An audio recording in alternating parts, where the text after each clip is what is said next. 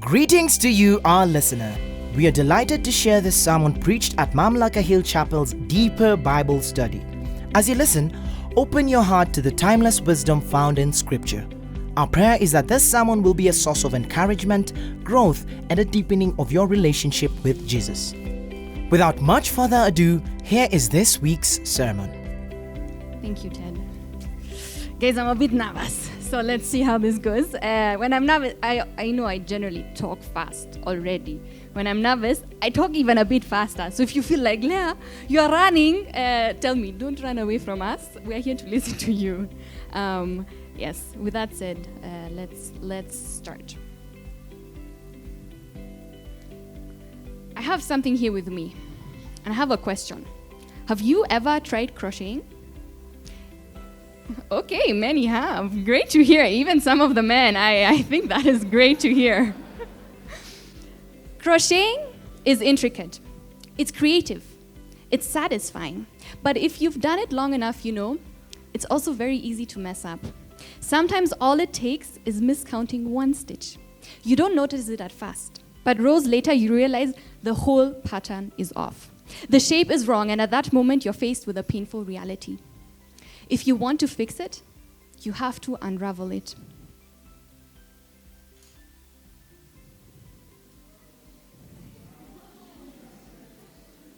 And that, it feels like failure, like a loss, like destruction. But if you've ever done it, you also know it's the only way to keep the integrity of the design. You don't unravel it because you hate what you made. You do it because you love the pattern enough to start over properly. And I think that's a wonderful picture of what we're seeing in the text that we're tackling today. My main message, the one thing I want you to walk away with, is this. God's heart is set on the flourishing and renewal of His very good creation through His unraveling of the world. Let me say that again, because I know it's a long sentence. I can even say it 2 more times.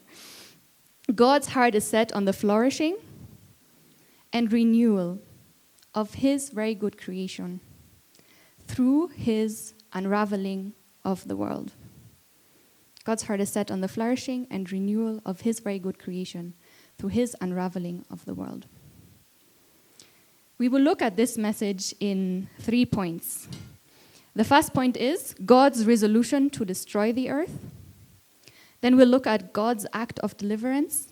And lastly, finish with God's resolution to preserve the earth. God's resolution to destroy the earth, God's act of deliverance, and God's resolution to preserve the earth. Now, before we get into the text, I want us to look a bit at the structure of this text because I think it will help us greatly as we go into it further. And in fact, if you've done the homework, the first exercise was all about that. I hope that many of you were already able to see that the way the text is structured is like there's a point in the middle, and then the sides above and below, they mirror each other. In fact, if you check on the WhatsApp group, I've even sent you a visual that like really does it nicely. So if you want, you can look at it. It might help you. So as we move through this text, we will move through this structure. In fact, it's called a chiasm. So when it moves towards something. And usually the thing in the middle is the one thing that doesn't have a mirror element. And it's the one thing that is the main point of that text. So as we will move towards that message, and then we'll move away from it. So the first mirror element is actually the first point, and that is God's resolution to destroy the earth. Now let me give you a short context recap in case you've forgotten what happened last week. And also because I think chapters 6 to 8 really belong together, even though we had to separate them to tackle all those issues of the sons of God and everything, because that would have been too much for one person. So we saw that humanity is totally corrupt. The sons of God are marrying the daughters of man, and wherever God looks, He sees violence, He sees sin, He sees the evil intentions of humanity. And that results in the first explicitly recorded divine emotion in Scripture. And one would expect maybe for God to be angry, for God to be full of wrath because of the sin. But what we see is that God was grieved. He was grieved because this is the creation that He had made. He had had a specific purpose. Now He sees that that purpose is going downhill quickly. God is moved by that. He is affected because he does not stand outside of the world. He wants a relationship with the world, with humanity. So he's affected by what is happening. He's seeing that violence is ruining his good creation, contrary to his purposes. And now, in this passage, we will see that he brings judgment, that he brings a flood. But this is necessary to actually facilitate the possibility of renewal. Because if you allow sin to do its thing, it will end in destruction. The destruction that is happening is not because God is like, I want to destroy things. It's like, I'm seeing that you are destroying yourselves. Let me intervene and yes, destroy and purge away what is not good, but so that we can start again. So he comes to this resolution. In Genesis 6, verse 7, he said, I will wipe mankind, whom I created, of the face of the earth, together with the animals, creatures that crawl, and birds of the sky, for I am grieved that I made them. And Ted reminded us that the main message of the text last week was man's total corruption will meet God's total destruction unless God intervenes.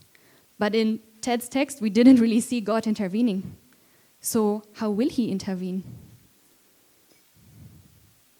There's a clue that is in the next verse, because that verse said, Noah, however, found favor with the Lord. Yes, judgment is coming. It's coming not out of rage, but out of grief for creation's ruin. And the destruction was already inevitable because of the violence, but the goal is to reset creation for a new beginning. And Noah is going to play a part in that. So that's God's resolution to destroy the earth. And now we move a step further to the second point, God's act of deliverance. What will that look like? In a world full of violence, there's someone who stands out, and that is Noah. Let's look at chapter 6, verses 9 to 13. These are the family records of Noah. Noah was a righteous man, blameless among his contemporaries. Noah walked with God. And Noah fathered 3 sons, Shem, Ham, and Japheth. Now the earth was corrupt in God's sight, and the earth was filled with wickedness. God saw how corrupt the earth was, for every creature had corrupted its way on the earth. Then God said to Noah, I have decided to put an end to every creature, for the earth is filled with wickedness because of them. Therefore, I am going to destroy them along with the earth. So in this world full of violence, there's someone who is called righteous, who is honorable, ethical, true, who's acting according with the law, who's morally right and justifiable in all that he does. And he's not just righteous, he's also blameless. He's innocent, faultless, in the clear, guiltless. No one can bring anything up against him. And he walks with God, just like Enoch did. So we are expecting something will happen with this Noah. Maybe he will also be rescued from death. And Noah must have had a hard life being like that, in a world where everything was full of corruption. He was probably standing out. Maybe he was even being ridiculed for that. Everyone was like, why do you live that way? But there's someone who acknowledged, I see what you do. Because who does God choose to talk to? He talks to Noah. He trusts him. It's not that Noah was the only one walking with God. God was also walking with Noah. That was a relationship. And he informs Noah, Noah, this is the plan I have. And God has a good reason for telling Noah about this, because next he gives him the instructions on how he's going to be saved. Let's look at that from verse 14 to 21. Make yourself an ark of gopher wood. Make rooms in the ark and cover it with pitch inside and outside. This is how you are to make it. The ark will be 450 feet long, 75 feet wide, and 45 feet high. You are to make a roof, finishing the sides of the ark to within 18 inches of the roof. You are to put a door in the side of the ark, make it with lower, middle, and upper decks. Understand that I am bringing a flood waters on the earth, to destroy every creature under heaven with a breath of life in it. Everything on earth will perish. But I will establish my covenant with you, and you will enter the ark with your sons, your wife, and your sons' wives. You are also to bring into the ark 2 of all the living creatures, male and female, to keep them alive with you. 2 of everything, from the birds according to their kinds, from the livestock according to their kinds, and from the animals that crawl on the ground according to their kinds, will come to you so that you can keep them alive. Take with you every kind of food that is eaten. Gather it as food for you and for them. God speaks to Noah with a reason that he wants to deliver him. And he gives them the instructions on how that's going to happen. He's saying, go build an ark. And later on, once you've built it, you will enter it. And you will enter it with animals. And he states a reason for this, so that they might be kept alive. God knows out there is going to be death, but there's a place where life is going to continue. And the section ends with this comment in verse 22. And Noah did this. He did everything that God had commanded him. At this point, that probably refers to him building the ark. He built the ark. And I want to point out something here. In this whole story, Noah never says a single word. The only person who talks is God. Noah listens and obeys. And that's because this story is not about how great Noah was. And we heard that, yes, he lived at a time when every intention was evil. He was also a sinful man. Those words, righteous, blameless, walking with God, they were probably a bit exaggerated. Generally, he was a much better person than everyone else around. He had a relationship with God, but that doesn't mean he was clear of everything. But that's the thing, this story is not about Noah. It's a story about God as the initiator of deliverance. Noah is a faithful respondent in this story. I want to pause here for a moment because I think still there's a great lesson for us. And that is, it is possible to be faithful in a corrupt world, in a corrupt Kenya, in a corrupt workplace, in a corrupt family, wherever you are and you feel there's corruption around you, there's violence around you. It is possible to be faithful because Noah was faithful. And that's something we should and we actually can strive for. That's something that's not unattainable. We see that it is possible. That, again, in the end, is not what's going to save us. Because even the righteous need God's saving act. But still, it's something that is possible. Are we trying? Are we really pursuing that? But in this part of the story, we see God is the one who provides the instructions for deliverance, who's like, this is how I'm going to do it. And Noah follows through. Now, we move a step closer. God's resolution is to destroy the earth, but the hope of deliverance is there. And we step a step towards the center by seeing what he does next. He commands Noah to enter the ark. We are now in chapter 7 from verse 1 to 5. Then the Lord said to Noah, enter the ark, you and all your household, for I have seen that you alone are righteous before me in this generation. You are to take with you 7 pairs, a male and its female, of all the clean animals, and 2 of the animals that are not clean, a male and its female, and 7 pairs, male and female, of the birds of the sky, in order to keep offspring alive throughout the earth. 7 days from now I will make it rain on the earth, 40 days and 40 nights, and every living thing I have made I will wipe off the face of the earth. And Noah did everything that the Lord commanded him. I don't have a lot of comments for this section. First, we are told again that he's supposed to take all the animals, and it's not the last time. Honestly, it's even like reading is difficult. It's like, have I read the right thing? Am I, reread something that I've also already said? But God, now that the ark is there, commands Noah, enter. And he enters. We move one step closer to the center of the story. Now we are at the beginning of the flood. Reading from verse 6 to 16. Noah was 600 years old when the flood came and water covered the earth. So Noah, his sons, his wife, and his sons' wives entered the ark because of the flood waters. From the animals that are clean and from the animals that are not clean, and from the birds and every creature that crawls on the ground. 2 of each, male and female, came to Noah and entered the ark, just as God had commanded him. 7 days later, the flood waters came on the earth. In the 600th year of Noah's life, in the 2nd month, on the 17th day of the month, on that day, all the sources of the vast watery depth burst open, the floodgates of the sky were opened, and the rain fell on the earth 40 days and 40 nights. On that same day, Noah and his 3 sons, Shem, Ham, and Japheth, entered the ark, along with Noah's wife and his 3 sons' wives.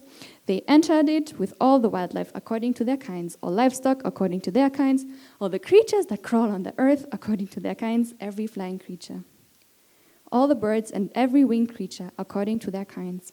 2 of every creature that has the breath of life in it came to Noah and entered the ark. Those that entered, male and female of every creature, entered just as God had commanded him. Then the Lord shut him in. Something curious happens in this text. 3 times we are told that that day is happening, that there's a flood, and that people are entering.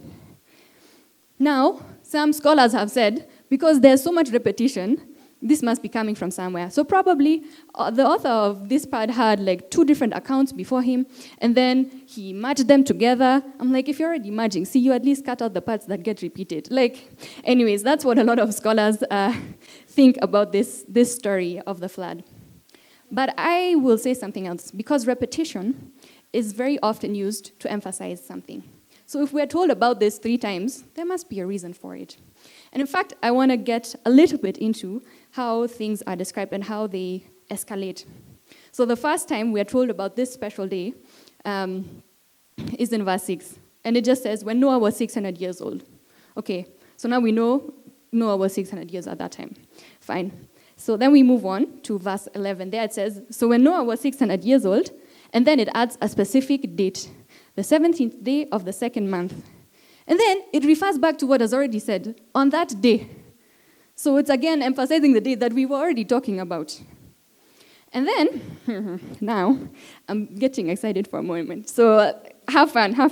In verse 13, it says, on that same day. Now you might be like, see, there at least used a short sentence to refer to it. Nothing big. Now, let me tell you, in Hebrew, there is a metaphor that is used here. And that metaphor is, in the bone of that day, which now sounds very weird. It's like, in the bone of that day. What is that supposed to mean? Well, let me tell you, because I think it's fun. We even use that kind of metaphor in our own lives. When you feel something, and it's very intense, you might say that, I can feel that in my bones. Like the bones refer to the core of who you are, of what's important to you. You can even say, that's my blood, that's my flesh and bone. That's something that is very close. So what they did is they referred that concept of something that is at the core, that is the essence of something, on a specific day. And now they would use that metaphor a couple of times in the Old Testament, but not very often. And they would only use it when they would refer to first a day that has already been mentioned, so it's not something new, it's something we have already established, this is something important. And then most of the time, it's used for a day that is actually important for the whole of salvation history. So that's what's happening here. We have, first it's mentioned with just Noah's age, then Noah's age, and the exact date, and then with that beautiful metaphor in the bone of that day. But now, why is there so much focus on this day? And I think the things that stood out to me as I was reading the text is that there are 2 things that really come out why this day is important. First, again, it's Noah's obedience. It's like they entered, and we are told again and again that they entered. So that's what's highlighted. But then it's the actual day the flood starts. It's where God is following through on what he had said he will do. So that's what the focus is on. Noah's obedience and the flood coming. God following through on what he said he will do. And the section I read ends with this part of the verse in verse 16. Then the Lord shut him in. I want to point that out again because we're in the part of God's act of deliverance. We already saw that God provided the instructions for deliverance, and now he's the one who shuts Noah in. Yes, Noah built the ark, he entered, but for what's to come, he's not able to close that door properly enough to make sure that actually they will survive. God needs to come and do it from the outside. I don't know how he sealed it off or whatever, but God needs to be the one. He's the one who shuts them in, who actually makes sure they are going to be able to be saved through this. We move a step closer to the rising floodwaters. Verse 17 to 20 of chapter 7. The flood continued for 40 days on the earth. The water increased and lifted up the ark so that it rose above the earth. The water surged and increased greatly on the earth, and the ark floated on the surface of the water. Then the water surged even higher on the earth, and all the high mountains under the whole sky were covered. The mountains were covered as the water surged above them, more than 20 feet. The water is rising, guys, and we are told, again, like 7 times, it's increasing, it's surging, it's rising. But where is this water suddenly coming from, actually? Is it just rain? I mean, we know the damage that rain can do, but can it really cause such a big flood? Let's go back for a moment to verse 11. There it said, on that day, all the sources of the vast watery depth burst open. The floodgates of the sky were opened. That's where all the water is coming from. It's not just rain. And that verse reminds us of creation. In the beginning, when there was water, and really there wasn't much else. And then what did God do? He separated the water below from the waters above. He put an expanse and made sure that the water that is up there stays up there. And then there was the water below, and he separated the water below from the land. He made sure the water stays in a certain place, and that now was called the seas. But here what we see is that those boundaries that God had put in place to keep the water where it's supposed to be, so that it doesn't harm anyone, those boundaries are undone. The flood is a reversal of creation order. It's unraveling the things that God had put in place so that he can make them new. And now water and the seas are a picture of death and chaos at that time. People would have understood it as, sources of destruction. I want us to turn to Psalm 69 to really make us see this very vividly.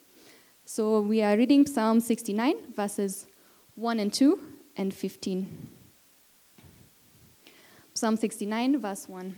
Save me, O God, for the waters have threatened my life. I have sunk in deep mire, and there is no foothold. I have come into deep waters, and a flood overflows me. May the flood of water not overflow me, nor the deep swallow me up, nor the pit shut its mouth on me. We see the psalmist here really begging with God that the waters, those destructive forces, will not have the better of him.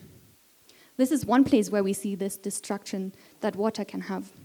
But if we look to the New Testament, actually to the last book, the book of Revelation, we have more of that imagery. Because where do the beasts come from?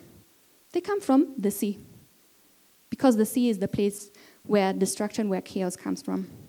And actually, later on in the book of Revelation, God says, in the new heavens and the earth, there will no longer be any sea. Now, I don't believe that means we have no places to swim. Because I'm planning to swim in the new heavens and the new earth. And I learned that my group leader, Miriam, will also want to swim. I don't believe that. But what it means is that the source of evil, the source of chaos, will not be anymore. Maybe the sea will be there, but it will be no threat. And if we look at Jesus, he is able to calm the sea. Yeah, we could just see this as he's the Lord over creation, he has power over everything. But I think it actually means no. He has power over chaos, and he can calm it down. He's able to walk on it even. So we see that in the Old Testament and the New Testament, water means chaos, judgment, and a threat to life. And in your homework, we asked you to count, or at least to mark up how often times water is mentioned. And it's mentioned at least 25 times. That is a lot of water. That is a lot of deadly force that is emphasized here. So basically, there is only death out there right now with that amount of water. And if that's the truth, then that is tough. And it results in something obvious. That's what we read in Genesis 7, 21 to 24. Every creature perished, those that crawl on the earth, birds, livestock, wildlife, and those that swarm on the earth, as well as all mankind. Everything with the breath of the Spirit of life in its nostrils. Everything on dry land died.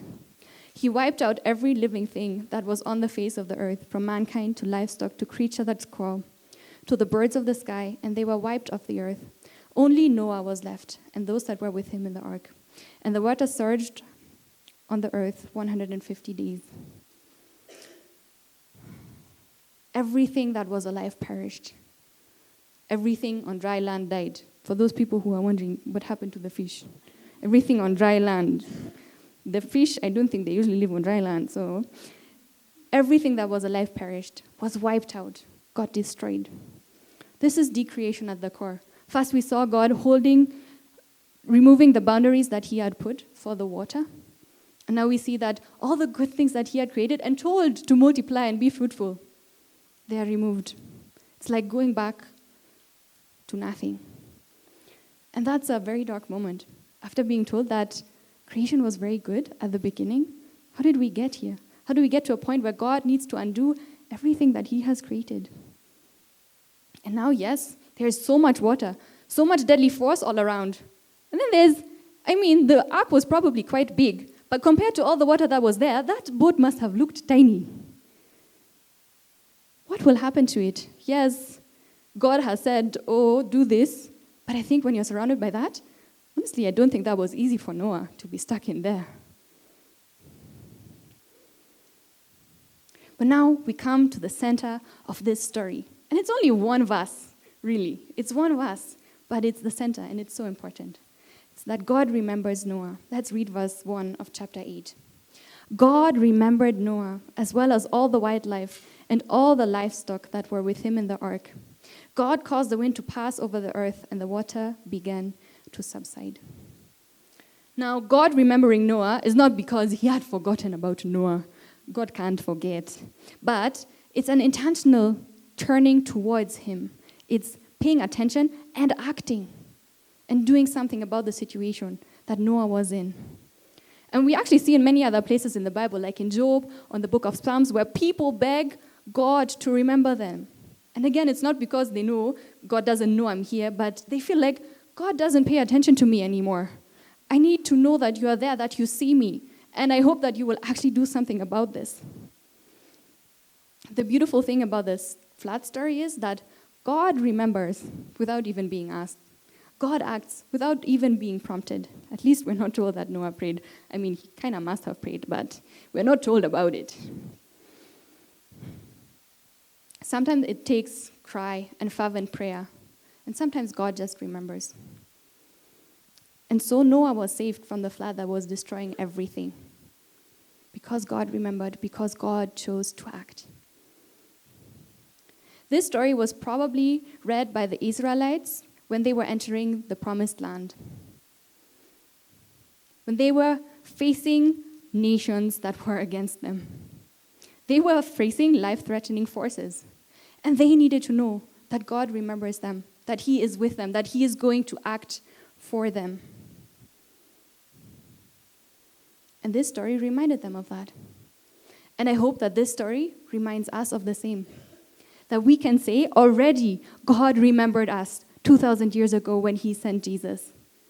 That's when he paid attention to us, where he was like, you are stuck in sin. The way the people were stuck in sin, all intention of human heart was evil all the time.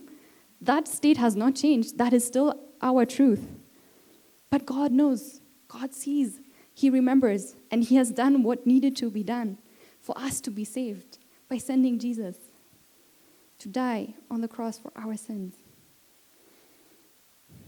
So do we put our faith in God the way Noah did?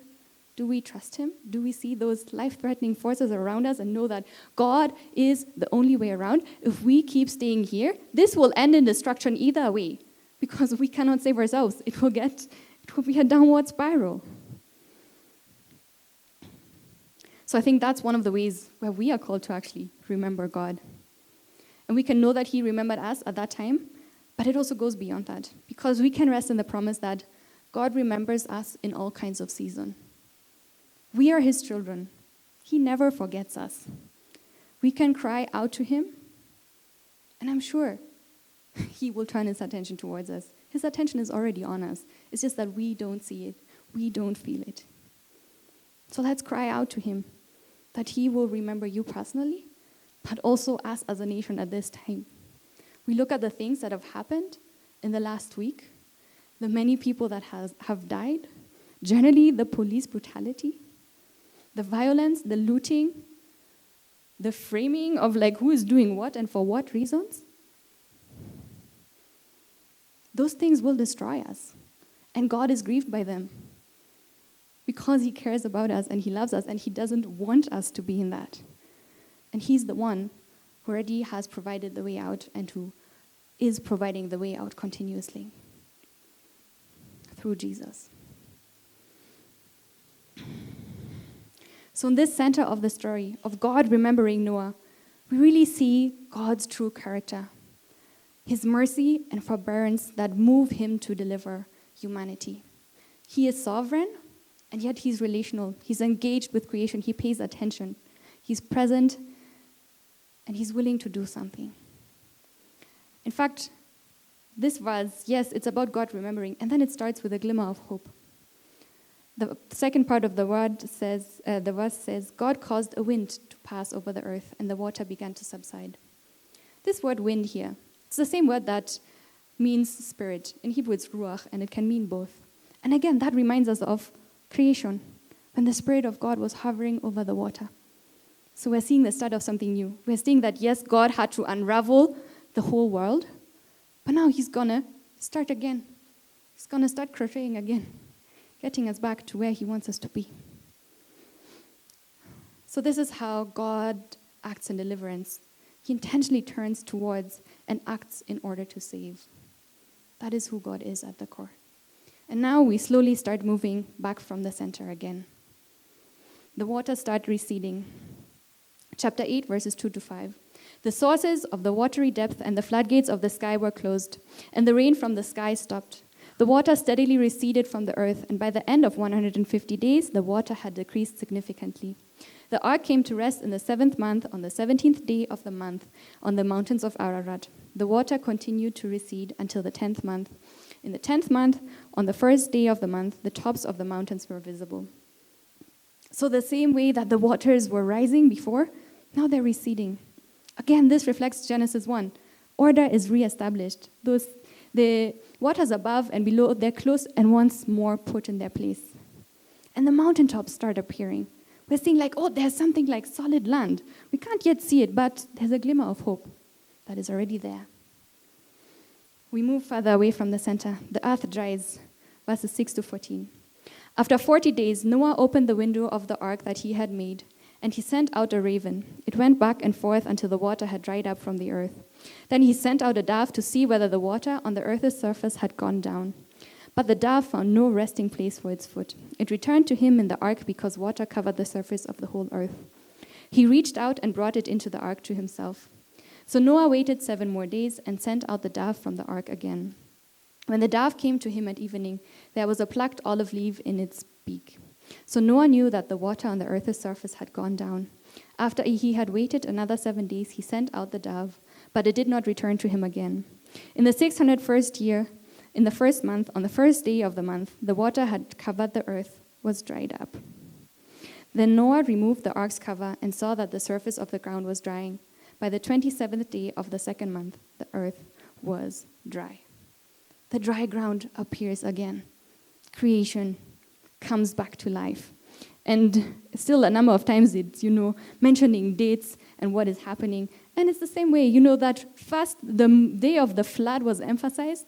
The same way now, that day, that time is emphasized, where it's clear that God is at work, recreating something.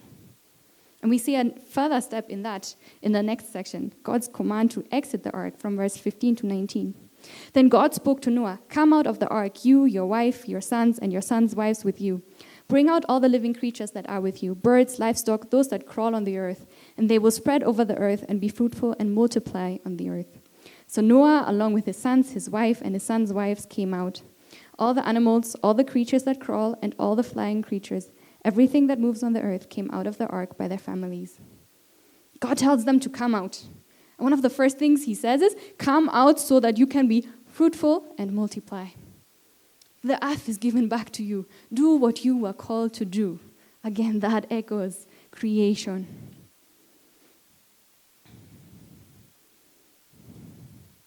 So we've seen how God is the one who delivers.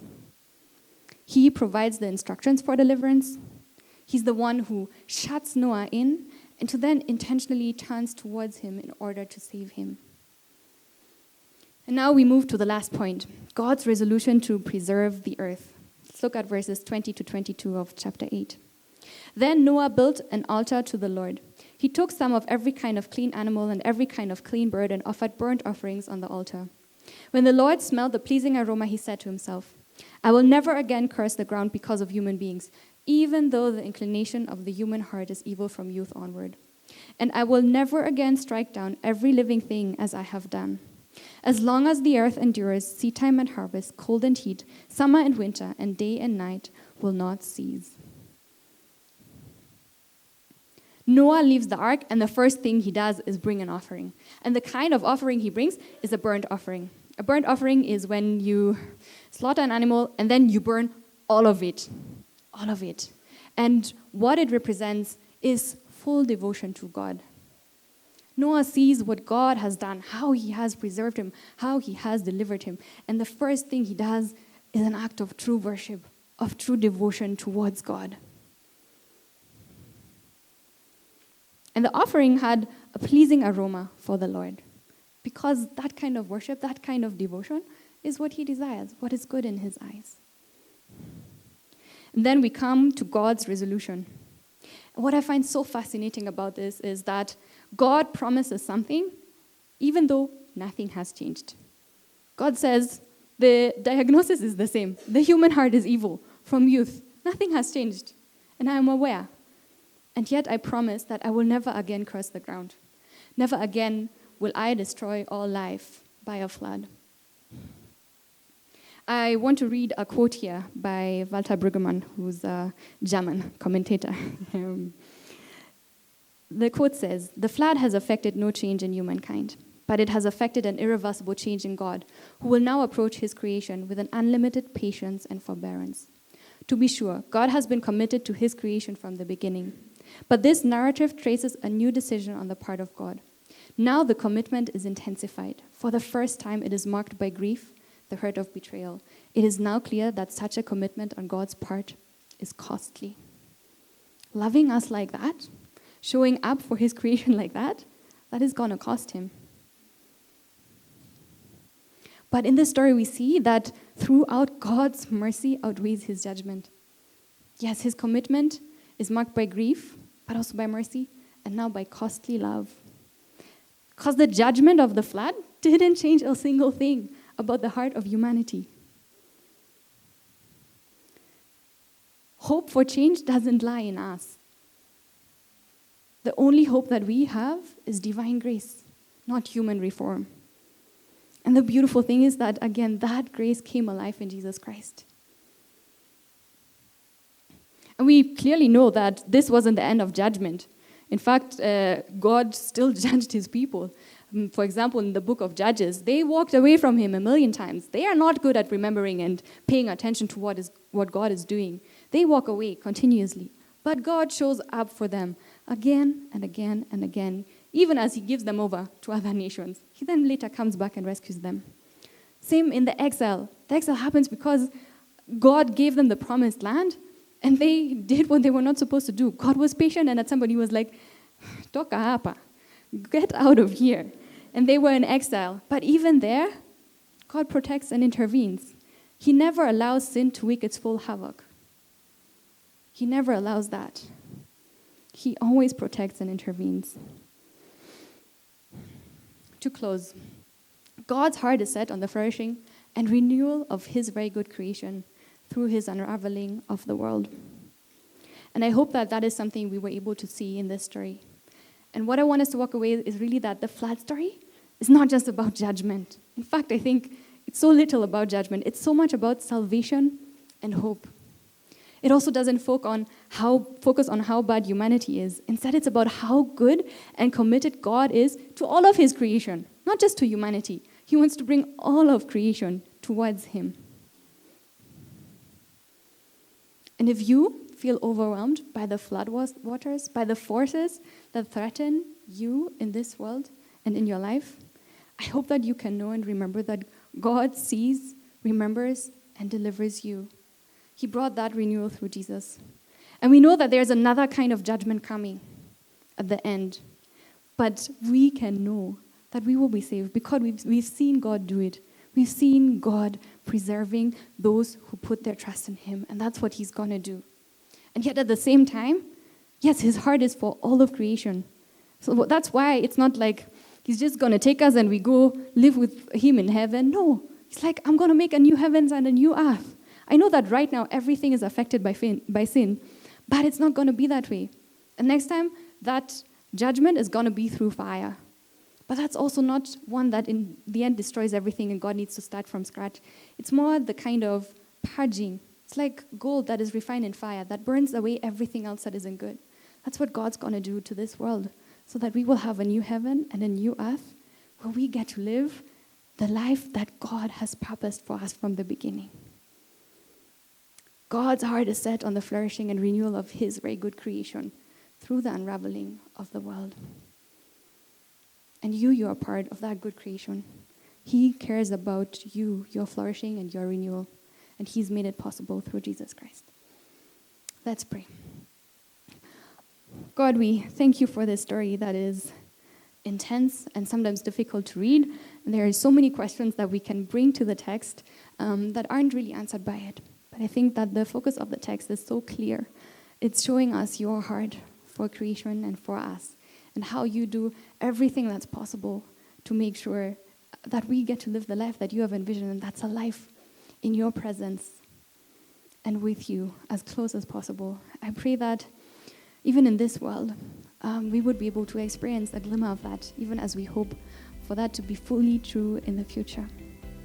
And we also cry to you, because we feel as a nation that maybe you should pay some attention to us and see the things that are happening, and maybe unravel a bit of what's going on and make a new beginning possible for us. So we pray that you would see us, that you would remember us, and that you would deliver us, God. In Jesus' name we pray.